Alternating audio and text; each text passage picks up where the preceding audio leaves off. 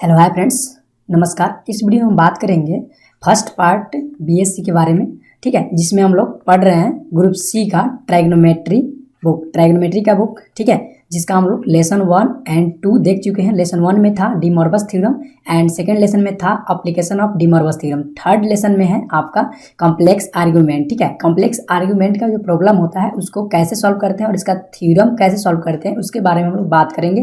तो फिलहाल हम इस वीडियो में ये बात करने वाला हूँ कि कॉम्प्लेक्स आर्गुमेंट को सही ढंग से अच्छे ढंग से यानी पढ़ने के लिए क्या क्या आवश्यक है, जो पीछे पढ़े हैं उसमें से क्या क्या आवश्यकता पड़ेंगी इस चैप्टर में, उसके बारे में हम लोग बात करते हैं, ठीक है।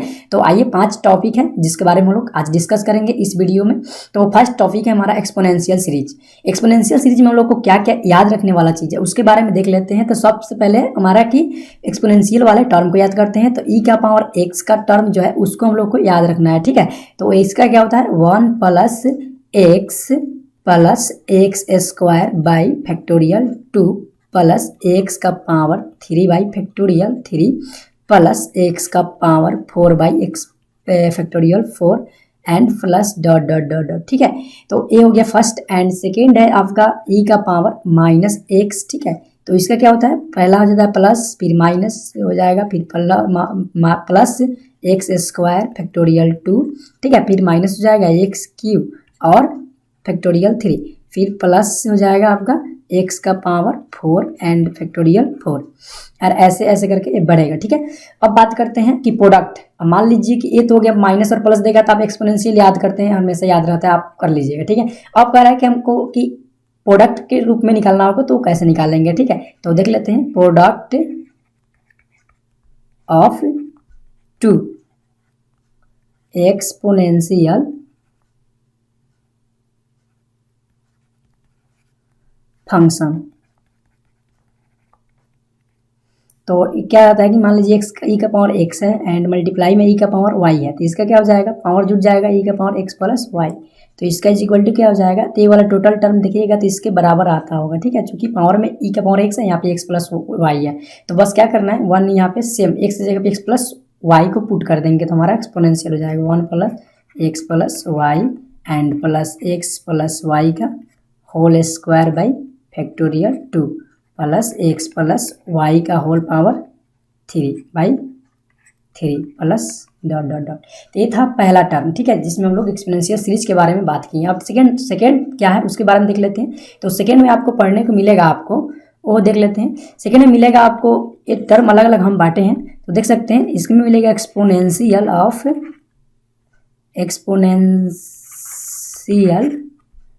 वैल्यू ऑफ सर्कुलर फंक्शन, ठीक है। इसको एक नाम से और जानते हैं, आइलर्स वैल्यूज के नाम से जानते हैं, ठीक है, आइलर्स एक्सपोनेंशियल,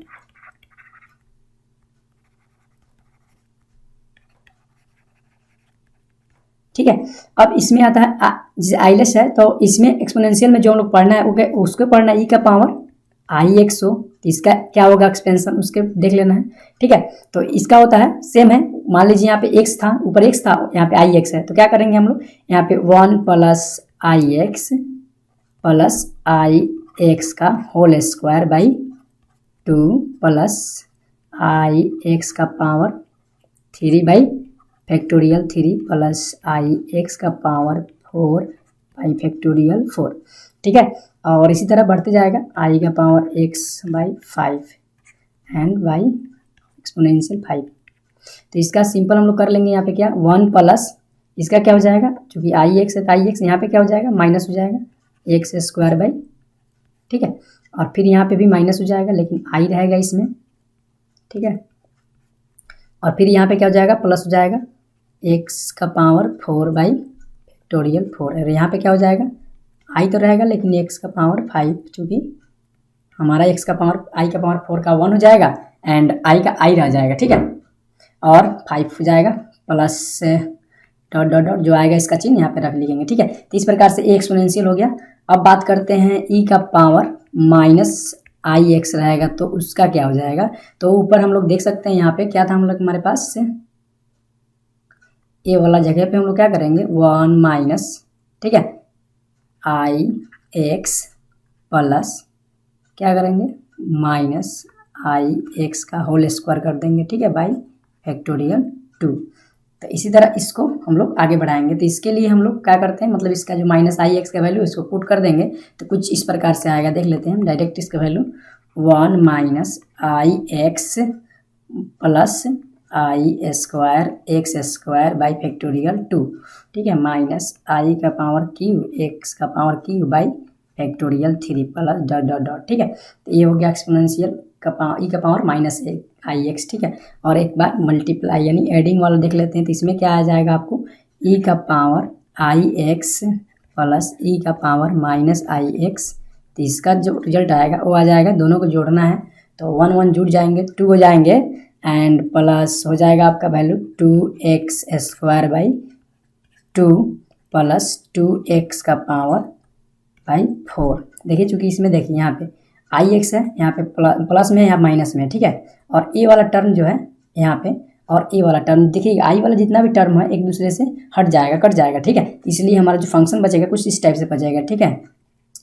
अब रह जाता है कि ई का पावर, जब अब इसको क्या कर सकते हैं, इसको अगर कॉमन करते हैं 2 कॉमन करते हैं तो 1 minus x square by factorial 2 and plus x का power 4 by 4 and dot dot dot. अब देखिए यहाँ पे जो ई वाला फंक्शन है आपका, ठीक है, ये क्या आता है कॉस एक्स का है एक्सपेंशन, ठीक है। तो यहाँ पे आप लिख सकते हैं 2 कॉस एक्स और इसको 1 मान सकते हैं। अब बात करते हैं नेक्स्ट में हम लोग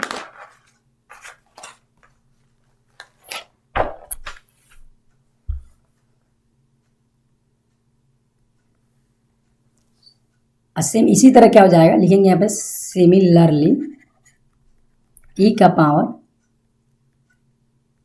आई एक्स माइनस ई का पावर माइनस आई एक्स को जोड़ेंगे, घटा माइनस करेंगे तो 2i साइन एक्स होगा, ठीक है। चूँकि देखिए अगर बात करते हैं हम कि जैसे यहाँ पे प्लस था तो जुटा था तो आई वाला कैंसिल हो गया था और माइनस करेंगे तो प्लस वाला ही कैंसिल होगा, यानी कि मतलब प्लस वाला जो भी आई का रियल पार्ट था वो कट जाएगा, इमेजनरी पार्ट बच जाएगा। तो इसलिए इमेजनरी पार्ट को हम जोड़ते हैं तो 2i आएगा कॉमन करके, ठीक है। 2i को कॉमन कर लेंगे और जो एक्सपोनेंशियल फंक्शन बचेगा इस टर्म में, ठीक है, वो साइन एक्स का एक्सपोनेंशियल होगा, ठीक है। तो इस प्रकार से 2i साइन एक्स हो जाएगा, ठीक है।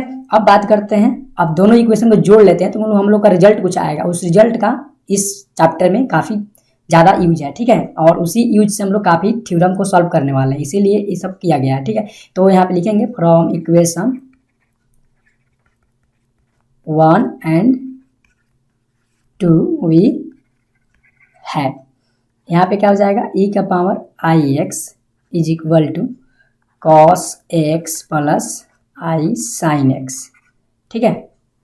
एक बार जोड़िएगा तो ये आ जाएगा और ई का power minus i x is equal to आपको आ जाएगा cos x minus i sine x. तो ये रहा आपका जो याद करने वाला चीज़ है, यही था, ठीक है। इसी को लाने के लिए ये सब किया गया है। तो ये हो गया सेकेंड वाला टर्म में हम लोग का फुल्ली, तो यहीं तक था। और जो आगे टर्म है वो ऑलरेडी पीछे आप लोग 12th वगैरह में पढ़ चुके हैं, चाहे हमारा शुरू वाला क्लास था उसमें हम बात किए थे, ठीक है। अब बात करते हैं नेक्स्ट वाले में। नेक्स्ट वाला में क्या है उसको देख लेते हैं, क्योंकि इसमें हम लोग काफ़ी कुछ जानते हैं। जैसे नाम है इसका 3 का पीरियोडिसिटी, ठीक है, पीरियोडिसिटी ऑफ एक्सपोनेंशियल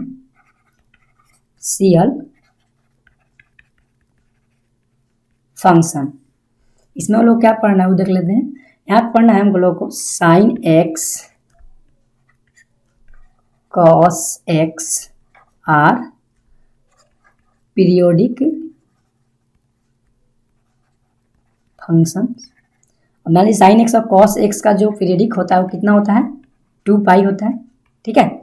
तो इसलिए इसका जनरल वैल्यू होगा, जिस चूँकि हम लोग का कॉम्प्लेक्स आर्गुमेंट में पढ़ना है तो इसका कॉम्प्लेक्स ये मतलब जो वैल्यू होगा उस समय हम लोग का क्या होता था, जैसे 12th वगैरह में पढ़ते थे 2n पाई होता था, ठीक है। तो यहाँ पे होता 2n पाई तो केवल रियल वैल्यू के लिए हो जाएगा, लेकिन इमेजिनरी पार्ट के लिए भी तो हम लोग कुछ काम करना होगा, इसलिए इसमें आई का इन्वॉल्विंग रहता है। तो इसलिए हम लोग का यहाँ पे लिखेंगे ई का power 2n pi i is equal to 1, ठीक है। अब यहाँ पे कुछ मानेंगे हम लोग, let z is equal to x plus i y, ठीक है। जितना भी फंक्शन हम लोग का इसी फॉर्म में रहेगा, ठीक है। तो इसलिए हम लोग ये नोट किए हैं एक z is equal to x plus i y. तो ये हो गया। अब यहाँ पे हम लोग क्या लिख सकते हैं, exponential of e, exponential of e. तो एक्सपोनेंशियल ऑफ ई के जगह पे लिख सकते हैं हम लोग, क्या लिख सकते हैं, ई का पावर जेड, और ई का पावर जेड, जेड का वैल्यू क्या है, ई का पावर एक्स, ठीक है। और इसको हम लोग क्या कर सकते हैं, कुछ इस प्रकार से कर सकते हैं, ठीक है। और इसमें हम लोग चाहें तो अब इसका जो जनरल फॉर्म है उसमें कुछ तब्दीली कर सकते हैं, ठीक है। तो इसलिए हम लोग इसको आगे बढ़ाते हैं। तो इसका क्या आ जाएगा हमारे पास, ई का power x and cos y plus i sine y. अब ये कहाँ से आया, तो हम लोग ऊपर देख सकते हैं, क्योंकि यहाँ पे हम लोग ई का पावर आई वाई था, इसका ई का पावर आई एक्स का वैल्यू हम लोग को ऑलरेडी यहाँ पता है, जहाँ एक्स है वहाँ पे एक्स जगह पे हम लोग वाई को चेंज कर दिए हैं, ठीक है। तो इसलिए इसको लिखा गया है। अब हम आगे देखते हैं कि इसको क्या करना है, ठीक है। तो अब देखिए कॉस वाई है, ठीक है, कॉस वाई है, तो इसका जनरल फॉर्म क्या हो जाएगा उसको देख लेते हैं। चूंकि ई का पावर एक्स है और यहाँ पे कॉस 2n पाई, ठीक है, एंड प्लस वाई, ठीक है, और plus i sine 2n pi plus y, ठीक है, ये हो गया। अब देखिए यहाँ पे क्या हो जाएगा, ई का पावर एक्स, ई का power 2n pi plus y, ठीक है, and i is equal to e का पावर एक्स इंटू टू का ई का पावर 2n पाई आई और ई का पावर आई वाई, ठीक है। तो इसलिए अब लिख सकते हैं हम लोग यहाँ पे ई का power x plus i y is equal to कितना हो गया हमारे पास, सॉरी ई इंटू, क्योंकि ये वाला टर्म और ये वाला टर्म फिर हम जोड़ देंगे तो क्या हो जाएगा, ई का पावर 2n पाई आई, ठीक है।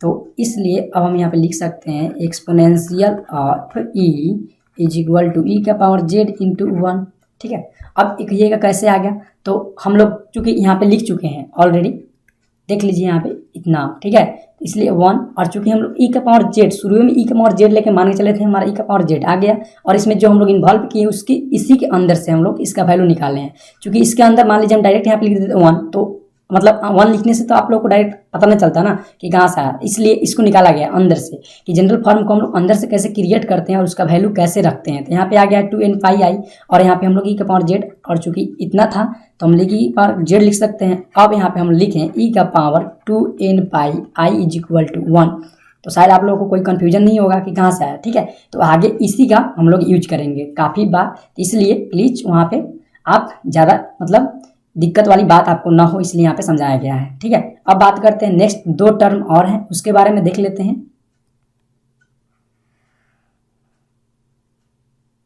तो टर्म नंबर अब है कितना, 4 नंबर टर्म को देख लेते हैं, ठीक है। 4 नंबर में जो हम लोग को देखना है उसको देख लेते हैं। 4 नंबर में आपको दिया हुआ है exponential function is periodic with period, ठीक है। तो 2 पाई आई का दिया हुआ है, exponential function is periodic with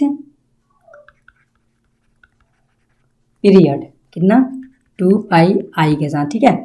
तो मान लीजिए हमारे पास जो पीरियड है उसके लिए क्या किया जाएगा, तो इसके लिए 2 पाई आई है। अब हम लॉग वाले में एक्सपोनेंशियल में कैसे करते हैं, मान लीजिए हमारे पास ए का पावर एक्स है और इज इक्वल टू एन है, तो इसको लॉग में कैसे फाइंड करते हैं, इसको अगर लॉग में लिखना हो तो इसको लिखने का तरीका है कि लॉग ए लिखा जाए और जो इसका इक्वल टू है उसको एन यहाँ पे कर दिया जाए और एक्स यहाँ पे, ठीक है। तो अब यहाँ से हम लोग समझेंगे, मान लीजिए 2 का पावर 3 है इज इक्वल टू कितना होता है, 8 होता है। अब यहाँ से हम लोग निकालेंगे लॉग ए की जगह पे कितना है 2, ठीक है। तो 2 है बेस में जाएगा और 3 यहाँ पे, ठीक है, सॉरी 8 हो जाएगा और इज इक्वल टू कितना हो जाएगा 3। तो लॉग यहाँ पे क्या हो गया, लॉग 2 का पावर, लॉग 2 8 का वैल्यू हमारा हो गया इतना, ठीक है। तो इसमें अब हम लोग देखेंगे क्या कि 2 का पावर 3 है, तो इसको हम लोग क्या कहते हैं, पावर, ठीक है, और इसको कहते हैं बेस, और जो 8 होता है वो होता है नंबर, ठीक है। इसको भी आगे काफ़ी बार यूज होने वाला है, तो इसको आप लोग काफ़ी हद तक समझ के रहिएगा, ठीक है। अब बात करते हैं 5 नंबर में। 5 नंबर में हम लोग को क्या जानना है उसके बारे में डिटेल देख लेते हैं। 5 नंबर है आपको logarithmic of complex number, quantity, ठीक है, चाहे इसको कह सकते हैं logarithmic x of exponential function, ठीक है, लॉगरिथमिक ऑफ, यहाँ पे है एक्सपोनेंशियल फंक्शन, ठीक है, एक्सपोनेंशियल फंक्शन। इस टाइप से इसको पढ़ सकते हैं, ठीक है। तो अब मान लीजिए हमारे पास दो फंक्शन है और जेड इक्वल टू मान लेते हैं कुछ x plus i y and omega is equal to u plus i भी आर टू कॉम्प्लेक्स क्वांटिटी।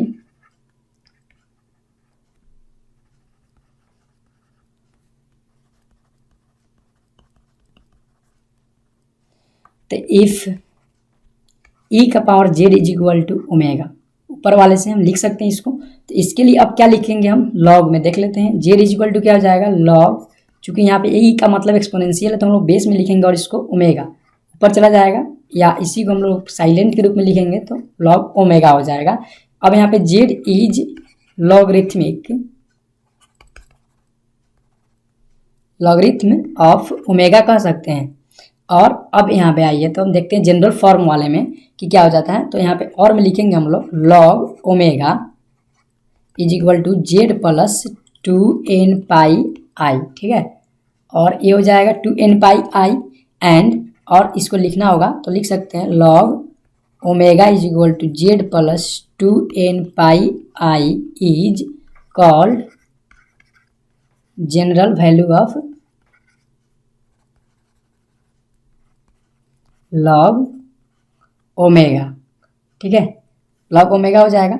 अब इसको जनरल फॉर्म हो जाएगा तो यहाँ पे लिख सकते हैं हम लोग log omega is equal to log omega plus 2n pi i, जैसे हम लोग वहाँ पे लिखे थे ई का power z is equal to e का पावर जेड इंटू 1, ठीक है। तो इसी तरह यहाँ पे लिखा गया है, ठीक है। और यहाँ पे है कि जोड़ में है तो हम लोग इसको जोड़ में लिख सकते हैं यहाँ पे, ठीक है। तो यहाँ पे हो गया आपका।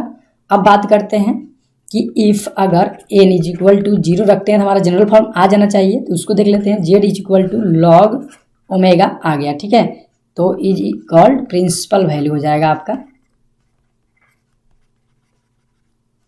ठीक है। तो यहाँ पे क्या हो जाएगा आपका 0 हो जाएगा और इसका लॉग ओमेगा आपका प्रिंसिपल वैल्यू है जो कि जेड के बराबर आपका आ जाएगा n इक्वल टू 0 रखने पे, ठीक है। तो ये आ गया आपका प्रिंसिपल वैल्यू। अब मान लीजिए n का वैल्यू 1 रखते हैं, 2 रखते हैं, तो आगे चल के क्वेश्चन में आपको पढ़ने को मौका मिल जाएगा। तो यहाँ पे 1 2 रखिएगा तो जनरल फॉर्म हो जाएगा, ठीक है।